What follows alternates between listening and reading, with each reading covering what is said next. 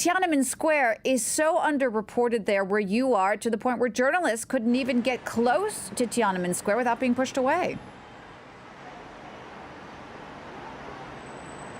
Absolutely. If I wanted to go there right now, it would be almost impossible because it's one of the most heavily policed and monitored public spaces in the world. And actually, a number of international media outlets tried to do exactly that this Tuesday and on Monday, and were prevented from doing so at the checkpoints by security forces upon seeing their passports, because you have to present your passport when you go to the square, and that's when they see that you have a journalist visa, and that's when they start asking questions. And that kind of treatment really mirrors how the treatment of the June 4th incident and massacre and crackdown in general here in China. You can only talk about what happened that night 30 years ago in whispered tones, looking over your shoulder, because it's really a taboo subject.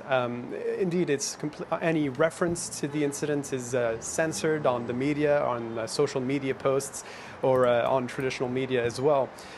Really, this is explains the sort of lack of awareness about what happened 30 years ago here in China. The younger generations have not been as exposed to what happened 30 years ago, to the millions of people who went down in the streets, protested, demanding democratic reform, demanding an end to corruption. And that was all an intentional campaign, propaganda campaign by the government.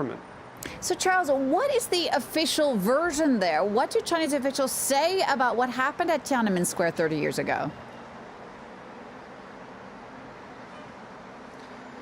Well, actually, in quite a rare public address, the Minister of Defense spoke to international media this Saturday and said that he thought that the crackdown of the protesters that night 30 years ago was the correct decision because it guaranteed stability. And that message, that discourse, was echoed this Monday in an op-ed in the Global Times, which is basically the English language mouthpiece for the Communist Party, where they said that the June 4th incident, as it is known, is basically immunized China to political turmoil, because at that point in time, in 1989, China's biggest threat, biggest fear was to see the country go down the same way that the U.S., that the former Soviet Union did, or that for the ex-Yugoslavia did, that it would start dissolving like a lot of former communist countries. So basically, by cracking down on this protest, they sent a strong signal saying that they would not deviate from their trajectory,